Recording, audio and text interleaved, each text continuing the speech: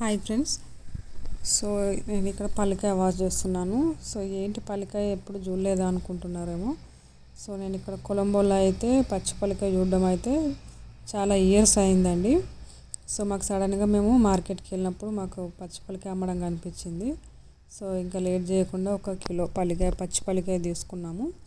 So అందులో కొద్దిగా ఉడకబెట్టాను. ఇట్లా మంచిగా ఒక 10 నిమిషాలు నీళ్ళలో నానబెట్టి మట్టి అంతా పోయిన తర్వాత ఇట్లా గంజిలో వేసేసి ఆ పల్లికాయ మునిగేదాకా నీళ్ళు వేయాలి.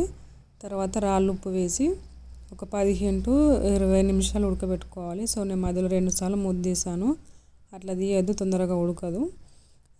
సో మా చిన్నప్పుడు అయితే మా నాయనమ్మ 5-10 కిలోలు ఒకేసారి ఉడకబెట్టి పెట్టేది తినడానికి. సో ఇప్పుడు నేనైతే ఇట్లా ఉడకబెట్టిన తర్వాత వాటర్ అన్ని తీసేసాను. మంచిగా ఉడికిందండి. సో మీలో ఎంతమందికి ఇష్టం ఇట్లా ఉడకబెట్టిన పల్లికాయ తినడమో కామెంట్ చేయండి.